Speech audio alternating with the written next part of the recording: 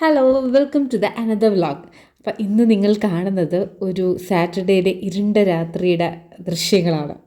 അപ്പം ഇന്ന് ഞങ്ങൾ ടാബിനകത്തൊരു സിനിമ കാണാം. ഞങ്ങളെപ്പോഴും സാറ്റർഡേയ്സിൽ ഒന്നെങ്കിൽ വെബ് സീരീസ് അല്ലെങ്കിൽ ഏതെങ്കിലും ഒരു സിനിമ ഉറപ്പായിട്ടിരുന്ന് കാണും. അപ്പോൾ സിനിമയുടെ ആംബിയൻസ് കൂട്ടാൻ വേണ്ടി ഒന്നുകിൽ ടാബിൽ എന്നിട്ട് ലൈറ്റൊക്കെ ഓഫ് ചെയ്തിട്ട്, ഇതിപ്പോൾ കുഞ്ഞ് ലൈറ്റ് ഇട്ടേക്കുന്നതെന്ന് വെച്ചാൽ നമുക്ക് വീഡിയോ എടുക്കാൻ നേരം കാണാൻ വേണ്ടി കേട്ടോ. അപ്പോൾ ഈ ലൈറ്റും കൂടെ ഓഫ് ചെയ്യും. പിന്നെ ഞങ്ങളുടെ രണ്ടുപേരും കയ്യിലിരിക്കുന്ന ആ വലിയ ചെരുവൻ കണക്കത്തുള്ള ഇതിൽ പോപ്കോണാണ്. പോപ്കോണും ഇങ്ങനെ കഴിച്ച് സിനിമ കണ്ടിട്ട് അതിൻ്റെ കമൻറ്റും പറഞ്ഞിരിക്കാൻ ഒരു പ്രത്യേക രസമാണ്. ഇനി പിറ്റേ ദിവസം രാവിലെ കേട്ടോ. അപ്പോൾ ഇന്നത്തെ എൻ്റെ ബ്രേക്ക്ഫാസ്റ്റ് എന്ന് വിചാരിച്ചാൽ ഈ കുഴക്കട്ടയാണ്. ഇതെനിക്ക് വല്ലപ്പോഴും ഇങ്ങനെ കാണാൻ വേണ്ടി ഭയങ്കര ഇഷ്ടമാണ്. ഓൾറെഡി ഭയങ്കര ഞാൻ പറഞ്ഞില്ലേ, ഞാൻ ലേറ്റായിട്ടാണ് എണീക്കുക. ഒരു 10-11 മണിയാവും ഞാൻ എണീക്കുമ്പം. ആ നൈറ്റ് ഷിഫ്റ്റ് കഴിഞ്ഞതിൻ്റെ ആ ഒരു ഇത് തന്നെയാണ് സാറ്റർഡേയും സൺഡേയും. അപ്പോൾ സാത്തിയുടെ ഓട്ടവും ചട്ടവും കൂടെ കണ്ടിട്ട് ഞങ്ങൾ എവിടെ പോവുകയെന്ന് വെച്ചാൽ ഞങ്ങൾ കോഴിക്കടയിൽ പോവുകയാണ്. ഇവളുള്ളപ്പോൾ ഇവളെയും കൊണ്ടല്ലേ പോകാൻ പറ്റുമോ. വീട്ടിൽ നിർത്തിയിട്ട് ഞാൻ അങ്ങനെ പോകാറില്ല. എങ്കിൽ ഇടയ്ക്ക് ഞാൻ ജസ്റ്റ് ഒരു ജംഗ്ഷൻ വരെയൊക്കെ പോവുകയാണെങ്കിൽ ആളങ്ങ് തനിച്ചിരുന്നോളും, കുഴപ്പമൊന്നുമില്ല. എങ്കിലും ക്ലാസ്സിലെ പിള്ളേരൊക്കെ ഓരോന്നും പ്രേതവും ഭൂതവും എന്നൊക്കെ പറഞ്ഞിട്ട് പണ്ട് അവൾ ഇരിക്കുമായിരുന്നു കേട്ടോ. ഇപ്പം ഭയങ്കര പേടിയാണ്. എന്ത് ദൈവമേ, ബാത്റൂമിലോട്ട് ജസ്റ്റ് ഒന്ന് പോകാൻ വേണ്ടി പോലും ഭയങ്കര പേടിയാണ്. അപ്പോൾ ഞാൻ വണ്ടി പതുക്കെ എടുത്തിട്ട് ഞാൻ ഉരുട്ടിയാണ് പുറത്തോട്ട് കൊണ്ടുപോകുന്നത്. കാരണം ഗേറ്റിൻ്റെ ആ ലോക്കൊക്കെ ഇടണം. അപ്പോൾ സാത്തിക്കുട്ടി ഇടുന്നവരെ ഞാൻ അവിടെ ഇരിക്കും. അപ്പോൾ ജസ്റ്റ് കൊണ്ടുപോയി സാത്തീനെയും കയറ്റി ഞങ്ങൾ ചിക്കൻ കടയിലൊക്കെ പോയിട്ട് വരാം. ഇവിടെ വീട്ടിൻ്റെ അടുത്ത് തന്നെ എല്ലാം ഉണ്ടോണ്ടും ഇതിന് കുഴപ്പമില്ല. അപ്പോൾ ആഴ്ച ഒരു ദിവസം ഞാൻ പക്ഷേ കൊട്ടിയത്ത് പോവും, എന്തെങ്കിലും കാര്യങ്ങളൊക്കെ മേടിക്കാൻ വേണ്ടി ആഴ്ച ഒരു ദിവസം ജസ്റ്റ് ഇങ്ങനെ പോകുന്നത്. ഇവിടെ ഫുള്ള് കാടായി കേട്ടോ.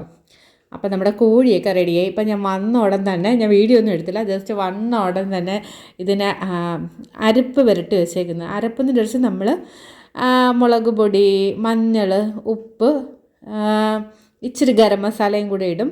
പിന്നെ നന്നായിട്ട് ഇതെങ്ങനെയാണെന്ന് വിചാരിച്ചാൽ നമ്മൾ ചിക്കൻ കടയിൽ പറയുമ്പം കറി പീസും പറയും, ഫ്രൈഡ് പീസും പറയും. ഞാൻ അങ്ങനെയല്ല, ആൽഫാം പീസ് എന്നാണ് പറയുന്നത്.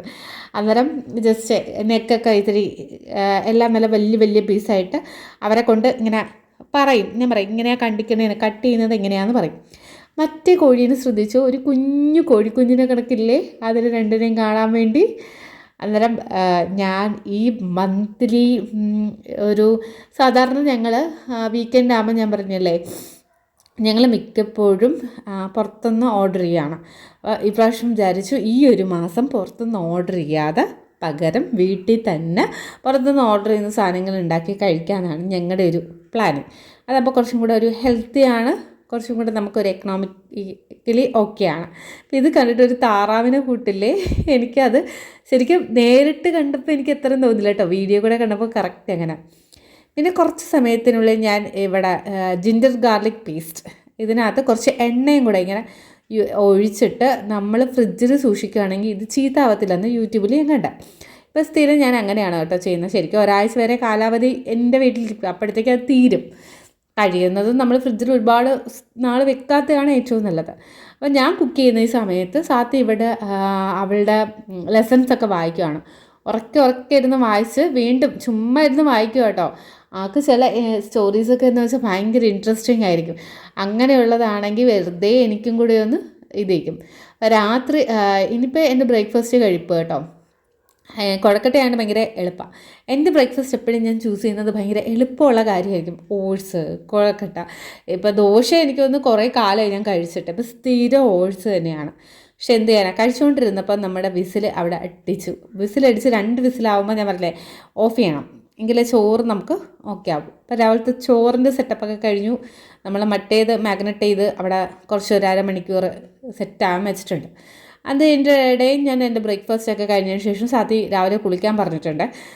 ചില സമയം ഞങ്ങൾ ഭയങ്കര റുട്ടീൻ സെറ്റപ്പാണ് കേട്ടോ. അതായത് രാവിലെ എണീക്കുക, കുളിക്കുക, ഭയങ്കരമായിട്ട് ഫ്രഷ് ആയിട്ടിരിക്കുക, പിന്നെ സാത്തി ഇരുന്ന് പഠിക്കുക, ഞാൻ എൻ്റെ ജോലികളൊക്കെ തീർക്കുക എന്നൊക്കെ ഭയങ്കര പ്ലാനിങ് ആയിരിക്കും രണ്ടുപേരും കൂടെ ഇരുന്നിട്ട്. എന്നിട്ട് എന്ത് ചെയ്യാനാ, വീണ്ടും ചങ്കരം തെങ്ങി തന്നെയെന്ന് പറയുന്ന കണക്ക് ഞാൻ എൻ്റെ വർക്കെല്ലാം കഴിഞ്ഞിട്ട് തന്നെയാണ് എപ്പോഴും കുളിക്കുന്നത്. ആദ്യത്തെ ഒരു ദിവസം അങ്ങനെ ചെയ്തപ്പോൾ ഉണ്ടല്ലോ, രാവിലെ എണീച്ചോടം കുളിച്ചപ്പം അതൊരു തണുപ്പുള്ള ദിവസമായിരുന്നു. എനിക്ക് പിന്നെ ഭയങ്കര വീസിങ്ങല്ല, എനിക്ക് ഭയങ്കര അസ്വസ്ഥതയായിരുന്നു അന്ന് മൊത്തം. ഇനി നമ്മുടെ എയർ ഫ്രയർ എടുത്ത് ഞാൻ ഈ പ്രാവശ്യത്തെ ഞാൻ പറഞ്ഞില്ലേ നമ്മുടെ ഇന്ത്യൻ ഷോപ്പിംഗ് മഹാമേള എന്നൊക്കെ പറഞ്ഞതിൽ മേടിച്ചതിലാണ് ഓഫറിൽ നമ്മൾ മേടിച്ചത്. പക്ഷേ കൊള്ളാം കേട്ടോ ഇത് സംഭവം. ഇത് വന്നതിന് പിന്നെ ഞാനെല്ലാം ഇതിനകത്താണ്. പക്ഷേ ചിക്കനിൽ ഇവർ പറയുന്നതെന്ന് വെച്ചാൽ 180 ഡിഗ്രിയിൽ ഒരു 22 മിനിറ്റാണ് പറയുന്നത്. പക്ഷേ നമ്മളൊരു 200 ഡിഗ്രിയിൽ ഒരു അരമണിക്കൂറെങ്കിലും ഇത്രയും മാംസമുള്ള ചിക്കനെ വേവിച്ചെടുത്തില്ലെങ്കിൽ നമ്മൾ ഉള്ളു നന്നായിട്ട് വേവത്തില്ല. അതൊരുമാതിരി എന്താ പറയുക പൊള്ളിച്ചണക്കെന്നല്ല, ഒരുമാതിരി ആവി കയറ്റിയ ചിക്കനില്ലേ അത് കൂട്ടിരിക്കും. അപ്പോൾ അതെനിക്കിഷ്ടമല്ലാത്തതുകൊണ്ട് എനിക്ക് നല്ല ഹോട്ടലിൽ നിന്നൊക്കെ മേടിക്കുന്ന ഒരു ഫ്രൈ ആ ഒരു ടൈപ്പ് വെച്ചാണ് കേട്ടോ. കാലൊക്കെ ഞാൻ ഇങ്ങനെയാണ് വെടിയത്, അൽഫാം സ്റ്റൈലിൽ വെട്ടിച്ചത്. എന്നിട്ട് ഞാൻ ശരിയാക്കിയിട്ടുണ്ട്. പക്ഷെ നമ്മൾ ഫസ്റ്റ് യൂസ് ചെയ്യുമ്പോൾ ഉണ്ടല്ലോ നമ്മൾ ഇങ്ങനത്തെ കാര്യങ്ങൾ ജസ്റ്റ് ഒന്ന് അവർ പറയുന്ന രീതിയിൽ തന്നെ പോകണം. പോയിട്ടത് ശരിയായില്ലെങ്കിൽ നമുക്ക് കൂട്ടി കുറച്ച് ടൈമറൊക്കെ അഡ്ജസ്റ്റ് ചെയ്ത് കൊടുക്കാം. അപ്പോൾ ഇത് കറക്റ്റ് ഞാനൊരു അരമണിക്കൂർ, അത് ആദ്യത്തെ ഒരു പോർഷൻ 20 മിനിറ്റും ബാക്കി 2 പോർഷൻ ബാക്കി തിരിച്ചിടും. ഇത് ഓഫ് ചെയ്തതിന് ശേഷം തിരിച്ചിട്ടിട്ട് ഒരു 10 മിനിറ്റും കൂടെ കേട്ടോ. അധികം ഫ്ലഷ് ഇല്ലാത്ത പോർഷൻ ഒരു 10 മിനിറ്റും കൂടെ ആകുമ്പോൾ നല്ല ക്രിസ്പി ചിക്കൻ ഉണ്ടല്ലോ നന്നായിട്ട് ആയിട്ട് ഉണ്ടായിരുന്നു. പിന്നെ ടേസ്റ്റ് ഒന്നും വ്യത്യാസമൊന്നുമില്ല. അപ്പം എണ്ണയൊന്നും ഇല്ലാതെ ചെയ്യുന്ന ഇങ്ങനെയൊക്കെ പറ്റും. അപ്പം അത് കഴിഞ്ഞപ്പോൾ ഞാൻ തുണികളെല്ലാം കൂടെ കഴുകിയിട്ടു. കുറേ വാഷിംഗ് മെഷീനിലുണ്ടായിരുന്നു, അതും കഴുകിയിട്ടു. പിന്നെ കൈകൊണ്ടുണ്ടായിരുന്നു, അതും കഴുകിയിട്ടു. ഇതെല്ലാം കൂടെ വീഡിയോയിൽ എടുക്കാമെന്നത് രസമില്ല. അപ്പം എൻ്റെ സാറ്റർഡേസിലെ മെയിൻ പരിപാടികളാണ് ഈ കഴുകൽ ഒതുക്കൽ ഒക്കെ. അന്നേരം എന്ത് ചെയ്യേണ്ട, അരമണിക്കൂർ കഴിഞ്ഞപ്പോൾ നമ്മുടെ ചിക്കൻ സെറ്റായി കേട്ടോ. നല്ലതായിരുന്നു കഴിക്കാൻ, നല്ല സൂപ്പറായിരുന്നു. എനിക്ക് ഒരുപാട് ഇഷ്ടപ്പെട്ടു. ഫസ്റ്റ് നമ്മുടെയൊക്കെ ഒരു കോൺസെപ്റ്റ് എന്ന് വെച്ചാൽ പണ്ട് തൊട്ടേ എണ്ണയിട്ട് വറുക്കുന്നതല്ലേ. അപ്പോൾ എണ്ണയിട്ട് വറുത്ത് വരുമ്പോൾ കുറച്ചും കൂടി ഭയങ്കര ടേസ്റ്റ് ആണല്ലോ. പ്രായമൊക്കെ ചേർന്ന് വരുന്നതുകൊണ്ട് ഇത്തിരി എണ്ണയൊക്കെ കുറയ്ക്കണമെന്നുണ്ട്. എങ്കിൽ പിന്നെ ഈ ഫ്രൈ ഐറ്റംസ് ഒന്നും ഒഴിവാക്കാൻ എന്നെക്കൊണ്ട് പറ്റാത്തതുകൊണ്ടാണ് ഈ ഒരു സംഭവം ഞാൻ മേടിച്ചത്. പക്ഷേ ടേസ്റ്റിനൊന്നും വലിയ വ്യത്യാസമില്ല കേട്ടോ. അന്നേരം എൻ്റെ മൾട്ടിഗ്രെയിൻ്റെ ഓട്സൊക്കെ തീർന്നു. അപ്പോൾ അടുത്തതെടുത്ത് സ്റ്റോക്ക് ചെയ്യാം. എനിക്ക് തോന്നുന്നു ഒരാഴ്ചയൊക്കെ നിൽക്കത്തുള്ളൂ. ഇതൊരു പാക്കറ്റ് ഇങ്ങനെ മേടിച്ച് കഴിഞ്ഞാൽ എനിക്ക് വേഗം തീർന്നു പോകുന്നുണ്ട്. കാരണം ഡെയിലി ബ്രേക്ക്ഫാസ്റ്റിന് രാവിലെ സ്കിപ്പ് ചെയ്യുമായിരുന്നു. പിന്നെ ആരൊക്കെയോ പറഞ്ഞ നൈറ്റ് ഷിഫ്റ്റും ബ്രേക്ക്ഫാസ്റ്റ് സ്കിപ്പിങ്ങും ഒക്കെ ആകുമ്പോൾ ഉണ്ടല്ലോ നമുക്ക് ഭയങ്കരമായിട്ട് ഹെൽത്തിൽ കുഴപ്പങ്ങൾ വരുമെന്ന്.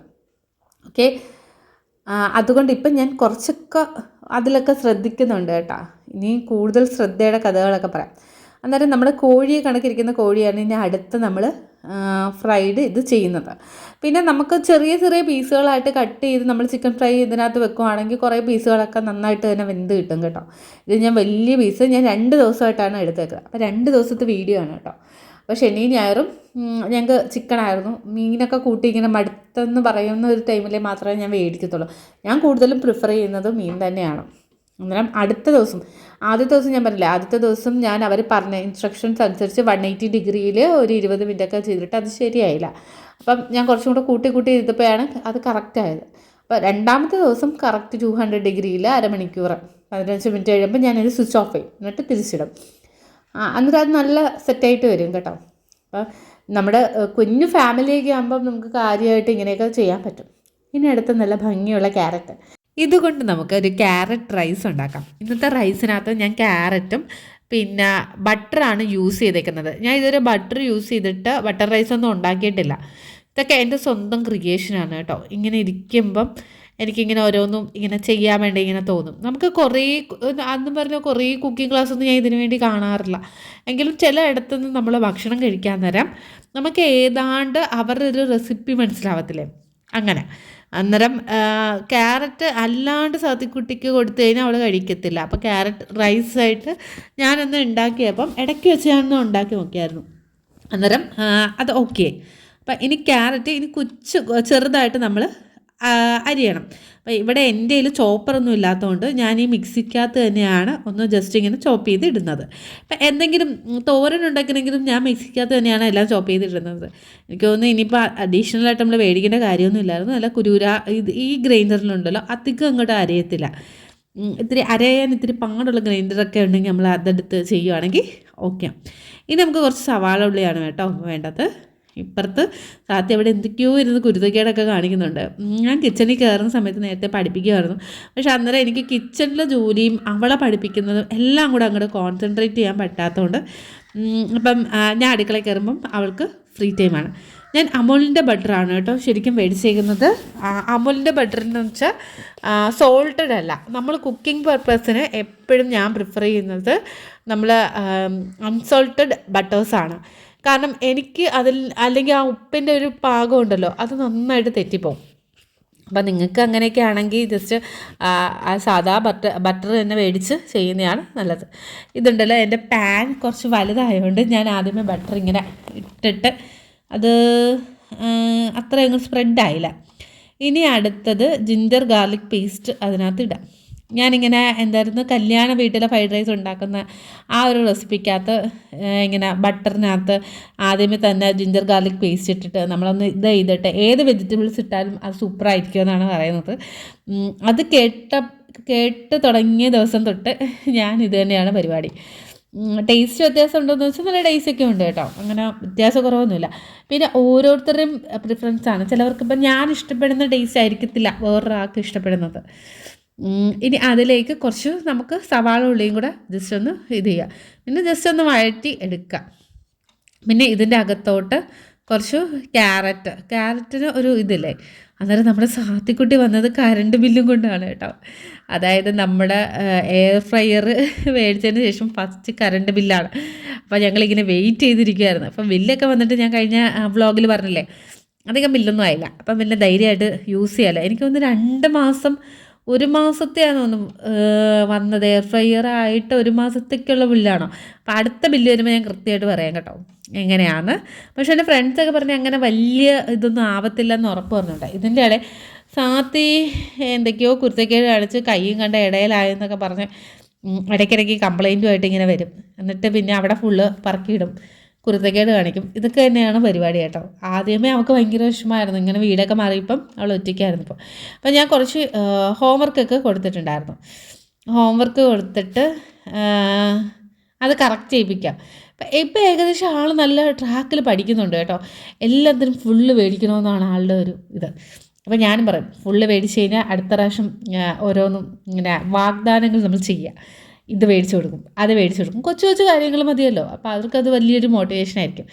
അന്നേരം സാധിക്കൊരു സ്റ്റാറും ഗുഡും നമ്മൾ സ്റ്റാറൊക്കെ വിളിച്ച് അതിൻ്റെ കൂടെ സ്മൈലിയും ഇതൊക്കെ ഇട്ടാലേ ആൾക്ക് നല്ലൊരു മോട്ടിവേഷൻ ആവത്തുള്ളൂ. സോ ഞങ്ങളുടെ റൈസ് റെഡി കേട്ടോ. ഇന്ന് ഞാൻ കുക്കറിൽ റൈസ് അല്ലാതെ അതായത് നേരത്തെ ഞാൻ പറഞ്ഞില്ലേ ക്യാരറ്റും കൂടി ഇട്ട് വഴറ്റി ആ സംഭവം റൈസിനകത്ത് ഇട്ടിട്ട് വേവിക്കുക. നമ്മൾ സാധാരണ ബിരിയാണി റൈസ് വേവിക്കത്തില്ലേ അതുപോലെ തന്നെ ഈ ഒരു അരപ്പും കൂടി ഇട്ടിട്ട് വേവിക്കാൻ നേരം റൈസ് ചെയ്യുന്നതാണ് ഈ കളറ്. പിന്നെ ചിക്കൻ ഞാൻ രണ്ട് പീസല്ലേ, അതിനകത്ത് ഒരു പീസ് 2ആക്കിയിട്ട് ഞങ്ങൾ സ്പ്ലിറ്റ് ചെയ്തിട്ടാണ്. ഉച്ചയ്ക്ക് കുറച്ച് പോർഷൻ, രാത്രി കുറച്ച് പോർഷൻ. പിന്നെ ഇവിടെ ഭയങ്കര മഴയെന്ന് വെച്ചാൽ ഭയങ്കര മഴ. ഏതാണ്ട് ഈ ഒരു മാസം ഒരു 26 ഒക്കെ ആകുമ്പം എൻ്റെ വീടിൻ്റെ പാലുകാച്ച് കഴിഞ്ഞിട്ട് 1 വർഷമായി. 26 വർഷം, നവംബർ 26 ആകുമ്പോൾ 1 വർഷം. എൻ്റെ ഭയങ്കര feeling very happy and proud. ഒറ്റയ്ക്കൊരു വീട്ടിൽ 1 വർഷം കഴിഞ്ഞു പോയി എന്നാലോചിക്കാൻ നേരം ഐ ആം ഓക്കെ. ഇതെൻ്റെ ഞങ്ങളെവിടെ കടയിലും കണ്ട വൈകുന്നേരം പോയിട്ട് വന്നു കേട്ടോ. എൻ്റെ കോലം കണ്ടിട്ട് ഞെട്ടരുത്, മുടിയൊക്കെ പറഞ്ഞു. അന്നേരം ഇനി എൻ്റെ കുറച്ച് ബാല്യകാല സ്മൃതികൾ അല്ലെങ്കിൽ കുറച്ച് ഹിഡൻ ഹോബീസിനെ പറ്റി പറയാറ്. ഇതൊക്കെ എൻ്റെ സ്റ്റിക്കർ കളക്ഷനാണ് കേട്ടോ. നമ്മൾ പറയത്തില്ല, സത്യം പറയാമല്ലോ, എന്നെ കുറേ പേര് കളിയാക്കലുണ്ട് ഈ ഏജിലും ഇങ്ങനെ സ്റ്റിക്കർ കളക്ഷൻ എന്തിനാണ്. But I love it. എനിക്കിത് കാണുമ്പോൾ ഉള്ള ഒരു സാറ്റിസ്ഫാക്ഷൻ ഉണ്ടല്ലോ. സാധ്യത ചോദിക്കും കേട്ടോ. അതിൽ ഞാൻ സാധ്യം സെയിം ടു സെയിം മേടിച്ചിട്ട് അവൾക്ക് ഓരോ കൊടുക്കും. പക്ഷെ അവളെല്ലാം നശിപ്പിക്കുന്നതുകൊണ്ട് അവളുടെ കയ്യിൽ കാണത്തില്ല. ഇതെല്ലാം എൻ്റെ സ്റ്റിക്കർ കളക്ഷനാണ് കേട്ടോ. നമ്മുടെ ഏജ് ഒരു ഫാക്ടറല്ല, നമ്മുടെ മനസ്സിൻ്റെ ആ ഒരു ഫ്രഷ്നെസ്സാണ് എപ്പോഴും നമ്മുടെ ലൈഫിൽ മുന്നോട്ട് നയിക്കുന്നത്. അപ്പം എൻ്റെ ഹോബി പറഞ്ഞിട്ട് ഞാൻ ഈ വ്ളോഗ് വൈൻഡപ്പ് ചെയ്യും കേട്ടോ. ചിലപ്പോൾ ഞാൻ പറയാൻ നേരം ടാറ്റ ബൈ ബൈ ഒന്നും പറയാൻ പറ്റത്തില്ല. ഇതെൻ്റെ ക്യൂട്ട് പൗച്ച്. ഞാൻ കൊറിയൻസിൻ്റെ ഭയങ്കര ഒരു ആരാധകരാണ്. അപ്പോൾ ഞാൻ സാധിക്കും കേട്ടോ. അപ്പോൾ ഇങ്ങനെ ക്യൂട്ട് സാധനങ്ങളൊക്കെ കണ്ടു കഴിഞ്ഞാൽ പിന്നെ ഞങ്ങൾക്ക് പറ്റുന്നില്ല കൺട്രോൾ ചെയ്യാൻ വേണ്ടി. അപ്പോൾ ഈ ഏജിൽ ഇങ്ങനത്തെ കുഞ്ഞു ഇങ്ങനെ കുറച്ച് ക്രേസി ആയിട്ടുള്ള ഹോബീസ് നിങ്ങൾക്കുണ്ടാ. കളിയാക്കുമെന്ന് പേടിച്ചിട്ട് നിങ്ങൾ ഒളിച്ചു വെക്കുന്നുണ്ട്. അപ്പോൾ അങ്ങനെയൊന്നും ആവശ്യമൊന്നുമില്ല. നമ്മുടെ മനസ്സിന് എപ്പോഴും ഹാപ്പി ചെയ്യുന്ന ഹോബീസ് എപ്പോഴും മെയിൻറ്റെയിൻ ചെയ്യുക. Stay fresh.